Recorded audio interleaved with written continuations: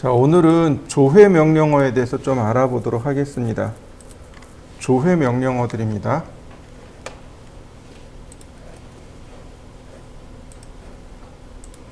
조회 명령어들을 제가 쭉 적어놨는데요. 한번 볼까요? dist라는 명령어가 있습니다. dist, 가장 많이 쓰는 조회 명령어 중에 하나가 dist입니다. 즉, 거리를 측정할 때 사용하는 명령어입니다.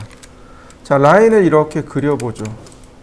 우리가 설계를 하다 보면 굉장히 자주 있는 일 중에 하나입니다. 디스턴스 첫 번째 점, 두 번째 점. 그러면 위와 같이 거리값이 측정되어져서 나옵니다. 디스턴스는 거리를 측정하는 명령어입니다. 그러니까 두 점 사이의 거리를 입력해 주시면 돼요. 설계를 하다 보면은 우리가 거리를 잊어버린 경우들이 굉장히 많아요. 그래서 디스턴스라는 명령어로 거리를 측정할 수 있게 됩니다. 자, 그 다음에 보시면 에어리아라는 명령어가 나옵니다. 에어리아, 면적 계산하기. 이 면적 계산하기가 되게 중요해요. 자, 제가 사각형을 그릴 건데요. 골뱅이 1000,1000입니다. 자, 가로가 1000mm고 세로가 1000mm인 사각형을 그렸습니다. 지금 제가 가로가 1000mm, 세로가 1000mm라고 했습니다. 자, 1000mm면 몇 미터일까요? 우리 설계의 기본 단위는 밀리미터죠. 근데 1000mm처럼 이렇게 단위가 커져 버리면 단위 환산이 잘 안 돼요. 그죠? 자, 굉장히 간단해요.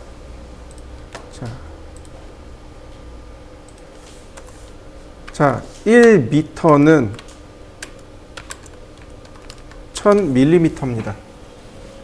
간단해요. 1m는 1000mm입니다. 즉, 다시 말해서 지금 그린 사각형은 1m에 1m짜리 사각형이란 뜻입니다.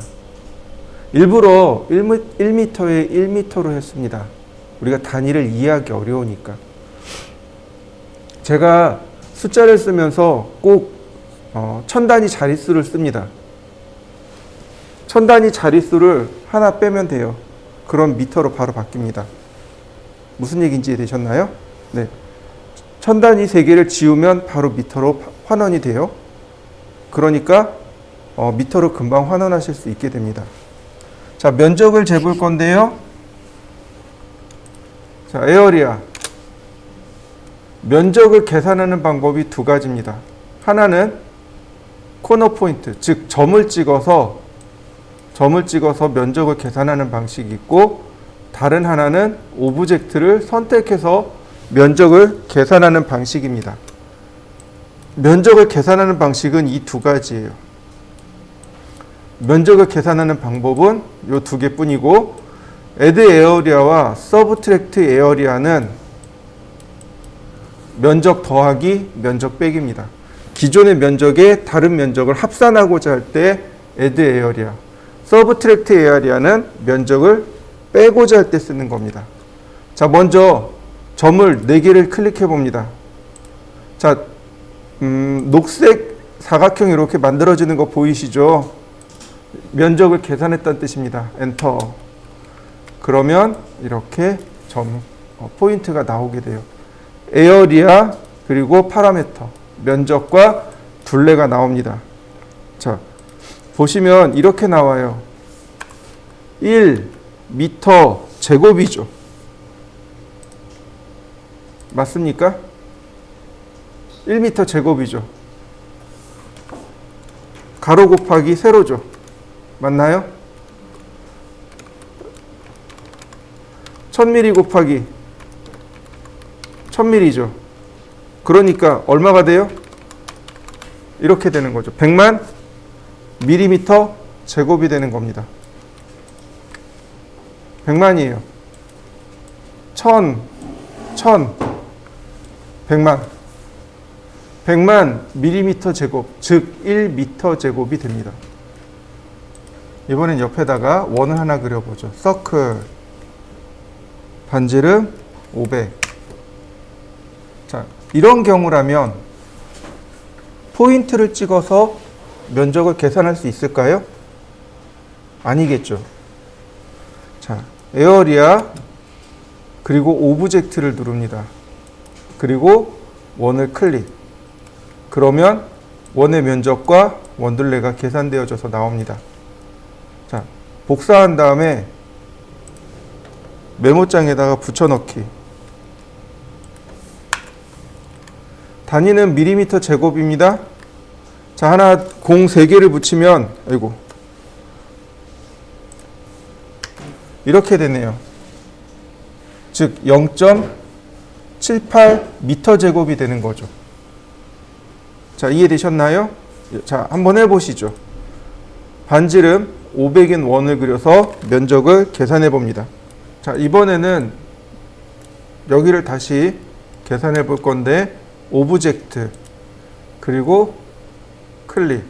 그러면 위와 같이 면적 계산이 됩니다. 렉탱글은 폴리라인입니다.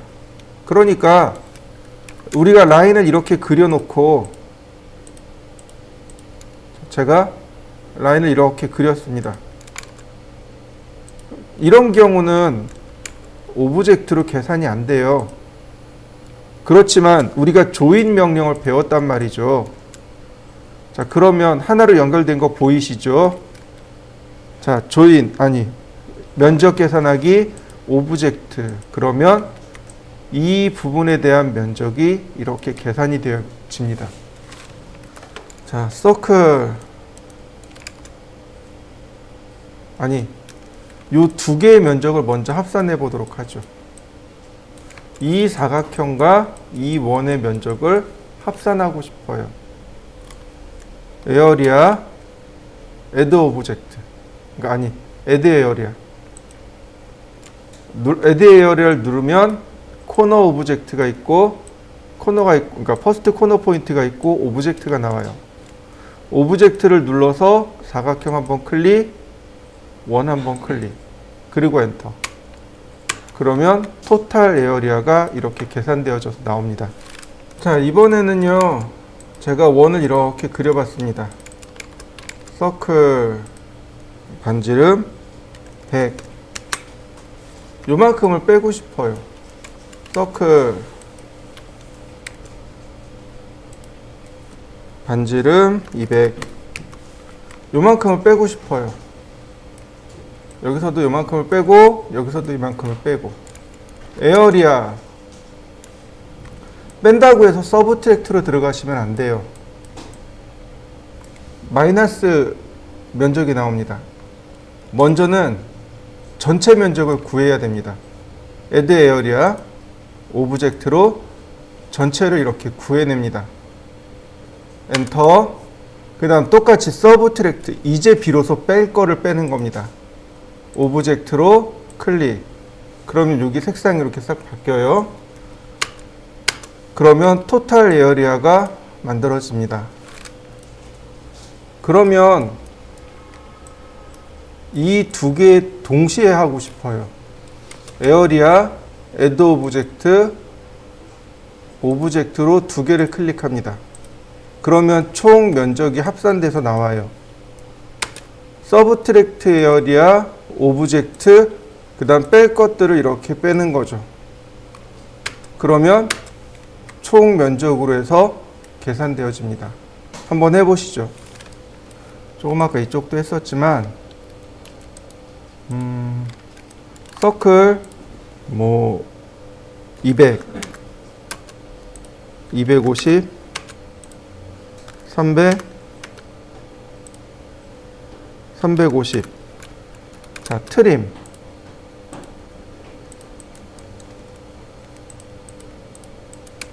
자, 이렇게 돼 있단 말이죠.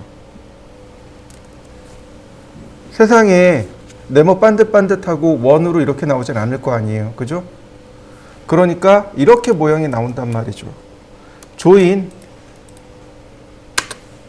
그래서 조인으로 이렇게 만들어 놓고 그리고 면적을 계산하는 거죠. 이런 식으로요. 자, 이해되셨나요? 네, 한번 해보시죠. 자, 왜 면적을 알아야 될까요? 설계자는 기본적으로 면적을 측정할 줄 알아야 됩니다. 면적을 계산할 줄도 있어야 돼요. 그럼 왜일까요?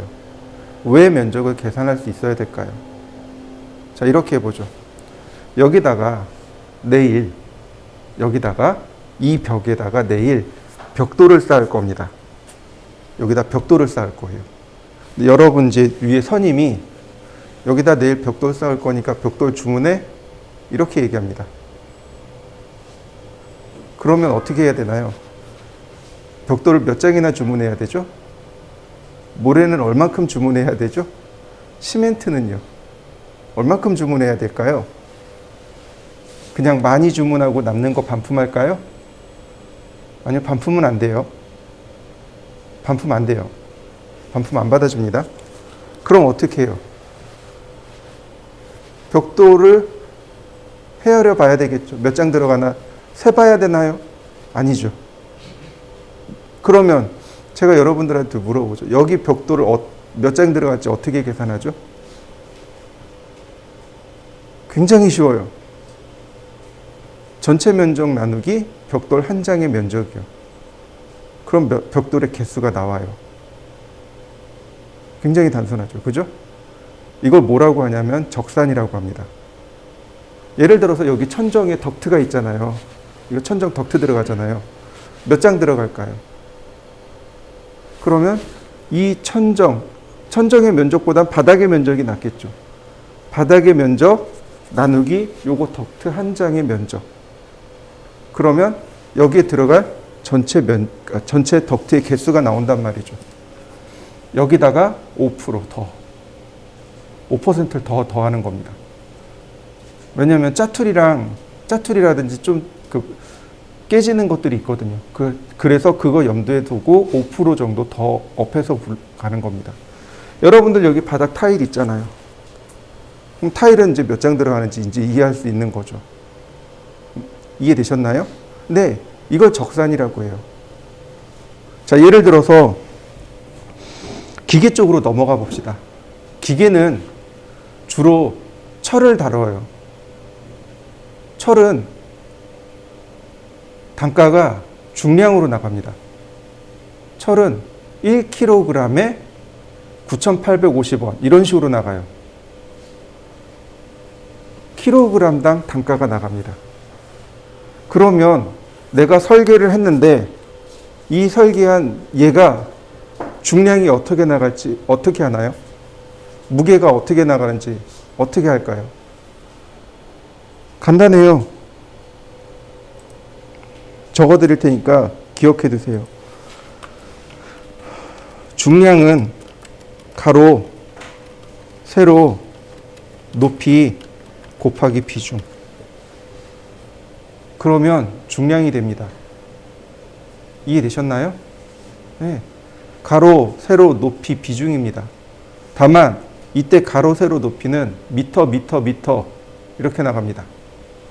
미터 그리고 비중은 1세제곱 센티미터입니다. 세제곱 센티미터예요. 철의 비중은 7.8입니다. 7.8이에요. 그러니까 가로, 세로, 높이 그리고 7.8을 곱하는 거죠. 그러면 철의 무게가 나옵니다. 그러면 철의 무게가 나왔으니까 이제 회사에다 전화해야죠. 철강 회사에다 전화합니다. 오늘 킬로그램당 단가가 얼마예요? 그날 시세 달라지니까 예를 들어서 10,000원이에요. 그러면 이제 1kg에 10,000원이라 그랬어요. 근데 내가 계산한 건 2kg예요. 그러면 20,000원이 되겠네요. 20,000원 그리고 견적 딱 불러버리면 안 되죠. 그죠? 그걸 가공하는 가공비 들어가죠. 운반하는 운반비 들어가죠. 철은 녹슬어요. 그러니까 거기다 페인트 칠해야 돼요. 페인트 들어가죠. 거기다 페인트 인부가 들어가요. 페인트 공에 인건비가 들어갑니다. 그리고 회사 마진이 들어가요. 이렇게 해서 견적을 내는 겁니다. 설계자는요, 설계만 하는 게 아니고 이렇게 견적도 내요. 그 처음이 어디예요? 면적이에요. 그 처음이 면적입니다. 면적 곱하기 높이 곱하기 비중. 이해되셨나요? 그래서 설계자는 면적 구할 줄 알아야 됩니다. 면적을 구할 줄 알고 자재를 구하는 방법을 알아야 돼요. 자, 여기서 조금만 더 나가 볼게요. 여러분들 자라는 단위 들어보셨나요? 한자, 두자, 그다음 1피트. 피트 단위 들어보셨죠? 인치 피트 들어보셨죠? 자, 한자는 뭘까요?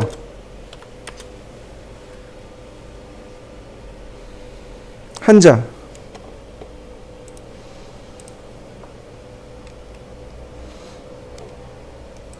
원래 한자는요, 한 뺨을 의미합니다.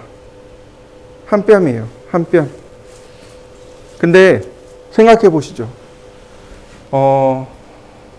이렇게 보시면 될 것 같아요. 옛날 중국의 춘추 전국 시대 때 그 당시 한 자는 15cm 정도였다고 합니다. 한 뼘 딱 재면 여기서부터 여기까지 15cm 나왔대요. 그 당시에. 여러분들은 얼마나 나오나요? 저는 손바닥이 되게 작은 편이라 20cm 빳빳하게 나오거든요. 근데 구한말 때 한 자가 딱 픽스가 됐습니다.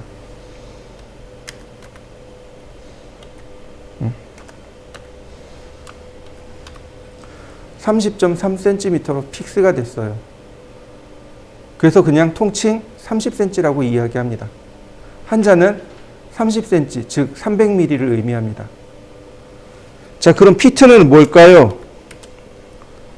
피트는 푸트에서 유래된 단어입니다. 발바닥이요. 발바닥에서 유래된 단어가 피트입니다. 이렇게 보시면 좋아요. 우리가 휴먼 스케일이라고 합니다. 영어로 이야기하면 휴먼 스케일이에요. 인체 비례라고 생각하시면 좋습니다. 사람을 기준으로 한 치수, 이걸 휴먼 스케일이라고 해요. 여러분들 앉아있는 의자 높이 있죠. 의자 높이는 몇 센티미터 혹은 몇 미리일까요? 450mm요. 45cm. 왜일까요? 정강이뼈 높이가 450이라서 그렇습니다. 근데 기준이 있어요. 그 기준이 누구냐면 성인 170cm. 키가 170cm인 성인을 표준 삼아서 봤더니 정강이뼈, 그러니까 발바닥에서 무릎까지, 여기 정강이뼈까지 높이가 450cm래요. 아니, 450mm랍니다. 그래서 의자 높이가 450mm를 표준으로 삼습니다. 그러면 여러분들이 앉아있는 책상의 높이는 얼마일까요? 이 정강이뼈에다가 허벅지 높이를 더한 거예요. 700mm요. 자, 여러분들 이 책상 있죠? 책상 이 폭은 얼마일까요? 600이요. 600이요. 이해되셨나요? 자, 여러분들 집에 가면 장롱이 있죠? 장롱의 깊이는 얼마일까요? 장롱의 깊이는 어깨폭이요. 어깨폭이요. 옷을 걸어야 되잖아요. 그죠? 그러니까 이 어깨폭 높이만큼만 들어가면 돼요. 600mm요. 어깨폭이 600mm, 그러니까 아까 제가 제시했던 인물 있죠? 성인 170cm의 어깨폭이 600mm랍니다. 물론 이게 동양 기준은 아니에요. 그러니까 서양 기준이라 그렇습니다. 우린 그런 것들을 가지고 해요. 피트는 서양에서 발바닥을 의미합니다. 아까 얘기했던 170cm 성인의 발바닥 크기.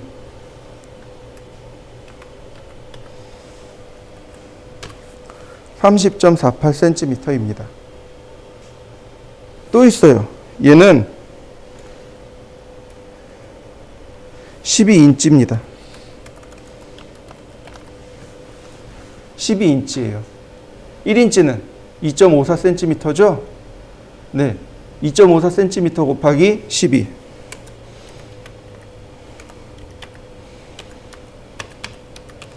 그러면 1피트가 됩니다. 자, 다시 자단위로 넘어오죠. 자단위를 들어보셨을 거예요. 어디서 들어보셨나요? 장농, 맞아요. 장농에서 썼습니다. 더 정확하게 얘기하면 나무를 취급하는 곳, 나무를 취급하는 곳에서 자단위를 사용합니다. 여러분들 합판 있죠? 합판 사러 가면 36 합판 주세요 이렇게 얘기해요. 3자, 6자 합판 주세요 이렇게 이야기합니다. 유리집 가도 자단위를 써요. 자, 유리집 이제 결혼해서 아이를 낳은 사람들은 다 알아요. 한 번씩 거쳐가는 코스들이 있습니다. 물고기 키우기요. 한 번씩 다 해보셨나요? 저는 좀 극성 맞아가지고 이제 그런 걸 해봤어요. 이제 애들이 유치원 가니까 이제 물고기 이렇게 하나씩 받아오더라고요. 그래서 물고기 키워봤어요. 근데 재밌더라고요. 그래서 민물에 가서 시냇가에 가서 물고기 잡아다 또 키워봤어요. 애들한테 이제 그 잠자리채로 이렇게 뜨는 법 가르쳐주고 그거 잡아봐라 그래서 그거 잡아가지고 좀 키우고 다시 놔주고 이제 물이 깨끗한 데 가면 가재 살거든요. 민물가재 이렇게 가져다 놓고 애들 이제 조금 지켜보게 하고 다시 또 놔주고. 근데 이것도 이제 한순간이라 조금 지나면 재미없어 해요. 그 다음에 뭐로 들어가는 줄 아세요? 곤충이요. 정말 극성 맞거든요. 어느 날 애들이 곤충 키우더라고요. 그래서 이제 봤어요.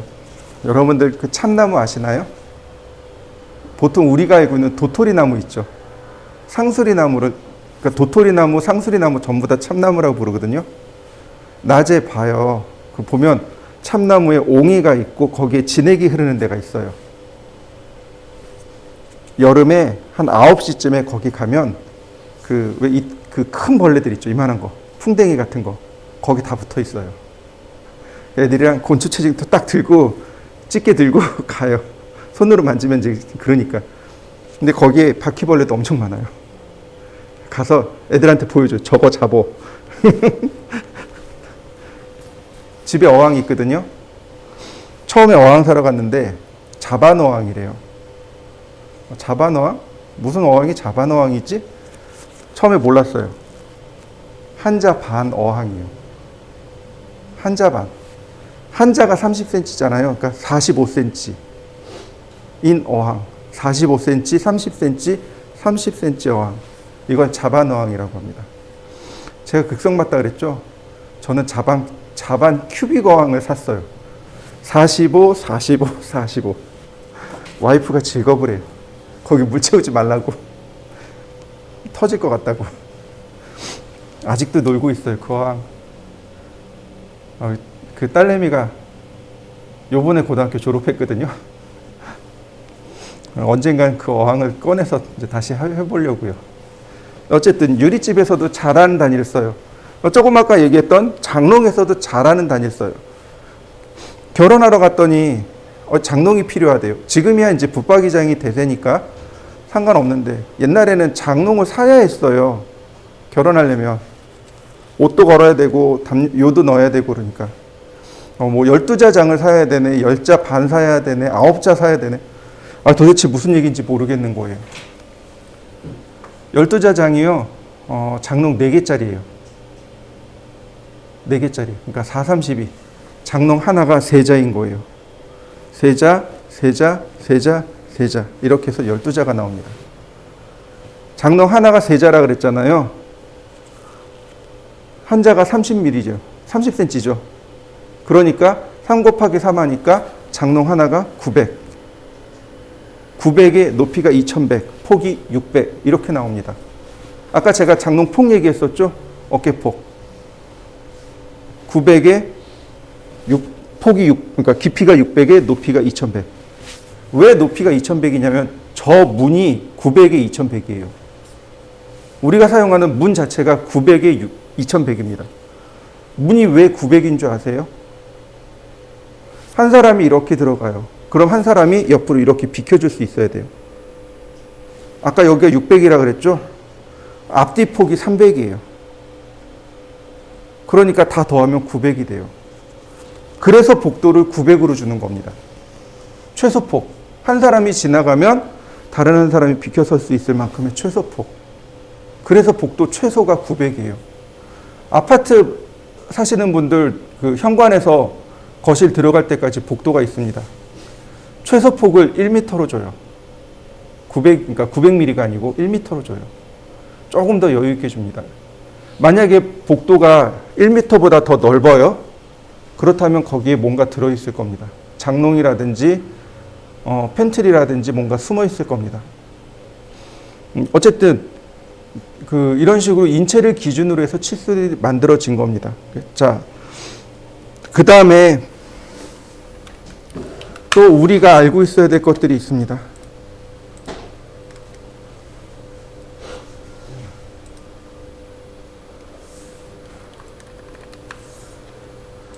자, 그 다음에 우리가 알고 있어야 될 거. 자, 그 다음에 우리가 알아야 될 게 하나 더 있는데 그게 뭐냐면 평입니다. 이제는 평 단위를 쓰지 말자라고 했는데 여전히 평 단위를 쓰고 있죠. 자, 한 평이라고 하죠. 면적에 대한 단위입니다. 자, 한 평은 3.3 미터 제곱을 한 평이라고 합니다. 한 평은 3.3 미터 제곱이라고 합니다. 자, 저는 궁금해졌어요.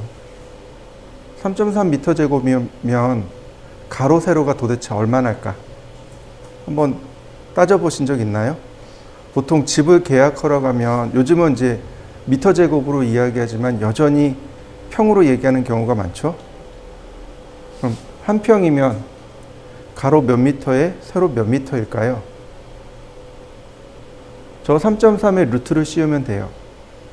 그러면요, 얘는 1.8m 곱하기 1.8m입니다. 근데 조금 더 하면 6자 곱하기 6자입니다. 그게 한 평입니다. 평 단위를 쓰는 데들이 있어요. 벽지 바르는 아저씨들 있죠? 네. 그 다음에 이렇게 바닥에 바닥 하시는 분들 있죠? 바닥 타일 까시는 분들, 그분들은 평 단위로 이야기합니다. 자,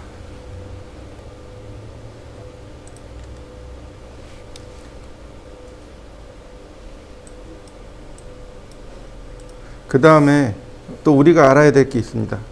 종종 헤베라는 단어와 루베라는 단어를 사용합니다.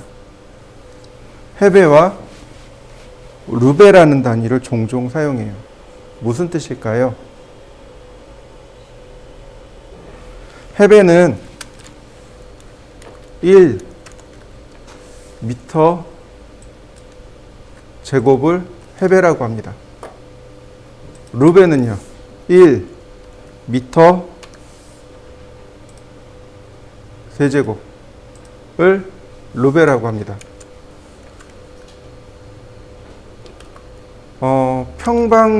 평방미터,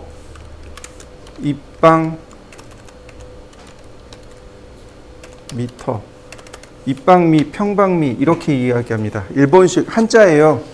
일본식 한자입니다. 평방미터, 이때 끝에가 쌀미자로 끝나나 그래요. 평방미터, 입방미터 한자로 씁니다. 이거를 일본식 발음으로 읽으면 헤이베라고 읽습니다. 루이베라고 해요. 그래서 줄여서 헤베, 루베 이렇게 이야기합니다. 헤베는 아까도 얘기했지만 벽지 쪽에서 얘기해요. 그럼 루베라는 말은 어디서 쓸까요? 자, 루베는 부피죠. 루베는 부피입니다. 부피를 사용하는 데가 있어요. 콘크리트 집이요. 여러분들 길거리 다니다 보면 레미콘차 지나다니는 거 보셨나요? 네, 그 레미콘차에다가 이렇게 얘기합니다. 오늘 5루베 보내주세요. 오늘 15루베 보내주세요. 이렇게 이야기합니다. 그러면 차가 날라와요. 그 참고로 레미콘 한 대가 5루베, 즉 5 세제곱미터를 실을 수 있습니다. 레미콘 차 한 대가. 그래서 뭐 예를 들어서 건축 쪽에서 오늘 방통 치는데 시멘트 콘크리트 좀 보내달라고 해. 그러면 이제 시멘트 회사에다가 오늘 예를 들어서 15루베 보내주세요. 이렇게 얘기하면 그 사람들은 알아들어요. 자,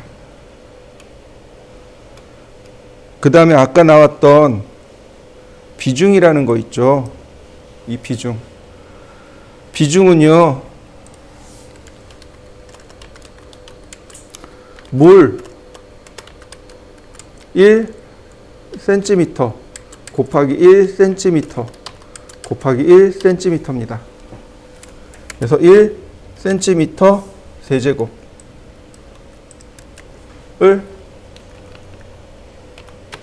비중 1이라고 합니다. 물 1세제곱 센티미터를 비중 1이라고 합니다. 그래서 이 비중 1보다 작게 나오면, 무게가 작게 나오면 물에 뜹니다. 나무의 비중이 어떤 거는, 그러니까 나무마다 조금씩 달라요. 0.4에서 0.8까지 나옵니다. 나무의 비중이 0.4에서 0.8까지 나와요. 당연히 물에 뜨겠죠. 아까 철의 비중 7.8이라고 했죠. 다시 말하면 물보다 7.8배가 더 무겁다는 얘기죠. 네, 당연히 던져 놓으면 가라앉는 거죠. 이게 비중에 대한 이야기입니다. 자, 넘어가 보죠. 그 다음에 리커버하고 드로잉 리커버리라는 명령어가 있습니다. 요즘은 잘 쓰진 않지만은 그래도 명령어는 기억해 두시면 좋을 것 같습니다.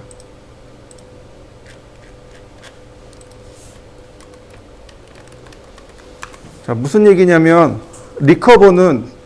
드로잉 리커버리는 도면 복구 명령어입니다. 아니, 더 정확하게 얘기하면 파일 복구 명령어입니다. 우리가 작업을 하다가 컴퓨터가 다운되는 순간이 와요. 이때 파일이 깨져요. 나중에 오픈할 때 에러 메시지가 떠요. 그때 쓰는 명령어가 리커버 또는 드로잉 리커버리를 사용합니다. 드로잉 리커버리라는 명령어 써볼까요? 그러면 이렇게 떠요. 내가 그동안 했던 것 중에 에러난 파일들 선택해서 오픈하게 되면 이렇게 알아서 파일이 에러난 부분을 고치고 본인이 이렇게 불러드리게 됩니다. 자, 여러분들도 한번 해보시죠. 퍼지는 소거 명령어입니다. 즉 파일에서 쓰지 않는 부분들이 있어요. 퍼지. 그러면 이렇게 해요. 뭐 지금 여기 보시면 레이어가 이만큼 있네요. 선택하고 퍼지 그러면 지워지게 됩니다. 우리가 쓰지 않는 레이어라든지 혹은 이제 앞으로 배울 블록이라든지 치수 같은 것들이 있을 겁니다. 그러면 이 퍼지를 사용하게 되면 필요 없는 이 도면에서 쓰지 않은 것들이 다 제거가 돼 버립니다. 퍼지라는 말이 소거하다라는 뜻입니다. 소거하다, 즉 없애다라는 뜻인 거죠. 왜 그런 여러분들 그 오디오 기기에 써보신 적 있나요? 그 중에 퍼지라는 기능이 있어요. 그러니까 소리를 퍼지시키다 그러면 소리가 안 나오게끔 줄여버리는 거죠. 뮤트 시키는 거랑 똑같아요. 그래서 퍼지를 눌러버리면 도면에 있는 내용이 삭제됩니다. 자, 얘는 한번 쓰지 마시고요. 그냥 넘어가시면 좋을 것 같아요. 자, 다음 보시죠. 드로잉 오더. 네, 드로잉 오더는 조금 우리가 기억해야 돼요. 그리고 오버킬. 드로잉 오더하고 얘는 조금 이 뒤쪽으로 넘겨보죠. 오버킬. 겹치는 선 제거하기입니다. 무슨 얘기냐? 선을 그리다 보면 이렇게 중간에 선이 이렇게 중복되는 부분들이 있어요. 오버킬. 자, 그러면 이런 식으로 없어져 버립니다. 한번 해보시죠. 오버킬은 종종 사용하는 명령어니까 꼭 기억해 두시고요. 자, 리비전 클라우드. 이 리비전 클라우드도 되게 중요한 명령어 중에 하나입니다. 많이 중요한 명령어예요. 리비전 클라우드. 리비전이 뭐냐면 도면을 개정하다라는 뜻입니다. 개정하다라는 뜻이에요. 개정이란 단어가 좀 생소해요. 그죠? 조금 쉬운 말로 하면 수정하다입니다. 도면 수정할 때 쓰는 게 리비전이에요. 근데 수정은 좀 가벼운 느낌이에요. 도면을 똑같이 수정하는 건 맞는데 엄중히 수정하는 것, 이게 개정입니다. 예를 들어서 책 같은 경우도 책을 개정 출판한다 그러죠. 수정해서 출판한다고 하죠. 네, 그때 똑같은 단어를 씁니다. 우리가 보통 설계를 할 때요, 일반 설계가 있고 실시 설계가 있습니다. 일반 설계 때는 도면을 얼마든지 수정해도 돼요. 근데 실시 설계 들어가면 절대로 도면을 수정하면 안 됩니다. 자, 이유를 설명할게요. 실시 설계라는 건 뭐냐면 시공을 위해서 도면을 만든 것, 시공 도면들이에요. 이대로 시공하겠습니다 라고 하는 도면들이 실시 설계 도면들이에요. 실시 설계를 하게 되면 절대로 도면 수정하면 안 돼요. 왜냐하면 만약에 실시 설계를 했고 그 다음에 실제로 공사 중이에요. 근데 와가지고 이거 수정해 주세요. 그럼 어떻게 돼요? 공사한 거 때려부시고 다시 지어야 돼요. 그러면 거기에 나오는 비용은 누가 책임지죠? 업자가 책임지나요? 아니면 그걸 지시한 사람이 책임져야 되나요? 지시한 사람이 책임지는 겁니다. 클라이언트가 책임지는 거예요. 무슨 얘기인지 이해되시죠? 그래서 도면에다가 이 부분은 클라이언트의 요청으로 수정했습니다. 도면을 개정했습니다. 라고 체크해 놓는 겁니다. 그리고 나중에 그 비용을 청구하는 거예요. 그게 리비전 클라우드의 목적입니다. 자, 클라우드라는 뜻은 구름이란 뜻이죠. 그러니까 계정 구름 마크예요. 자, 리비전 클라우드 그러면 랭슨이 나와요. 미니멈 랭슨, 맥시멈 랭슨 100mm랍니다. 생각보다 좀 작은 것 같아요. 일단 넘어가죠. 이거 아크랭스로 조절할 수 있습니다.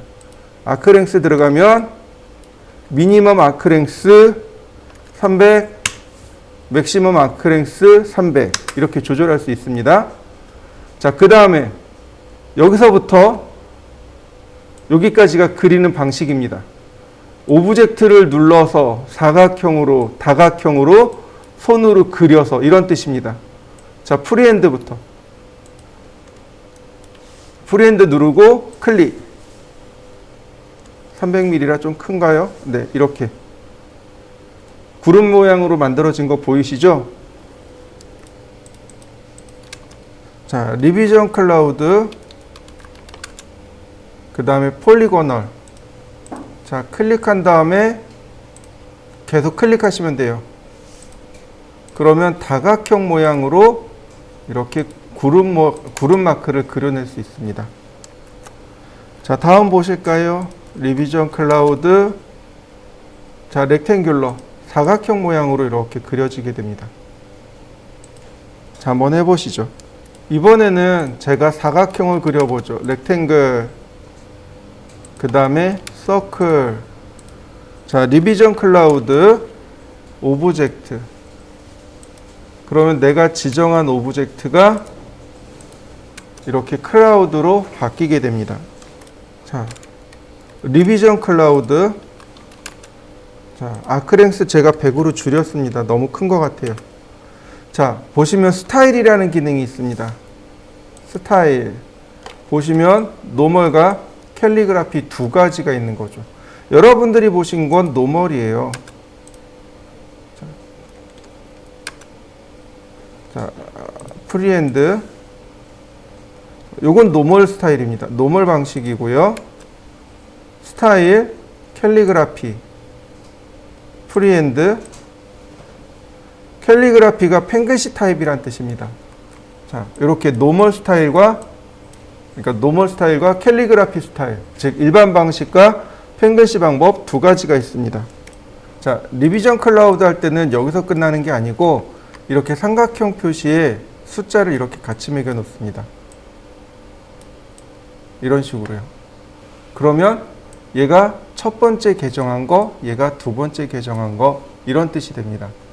요 삼각형 그리는 건 나중에 치수 기입할 때 별도로 설명드리도록 할게요.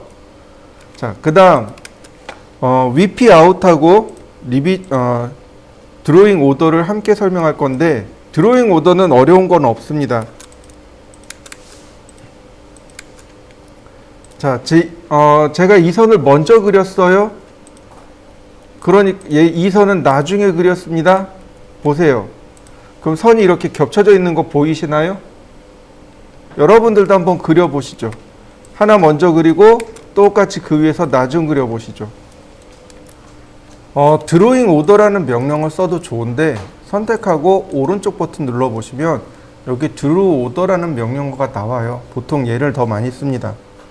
보시면 send to front 맨 위로 보내기, send to back 맨 아래로 보내기, bring about object 내가 지정한 객체 위로 보내기, send under object 내가 지정한 객체 아래로 보내기, 이렇게 네 가지 옵션입니다. 클릭해 보면 이렇게 맨 위로 올라와요.